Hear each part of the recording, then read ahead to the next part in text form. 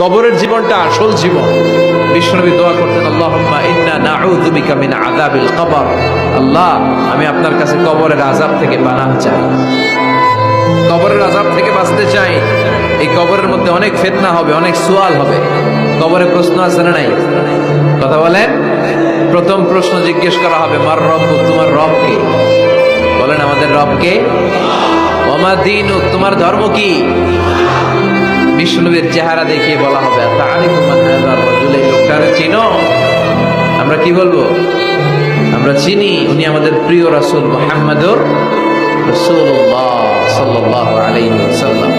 এরপরে জিজ্ঞেস করা হবে, এগুলো কোত্থেকে শিখলা? আমরা বলবো, কোরআন থেকে। ফায়ুফসাহু লাহু কবরুহু ৭০ যিরাআন।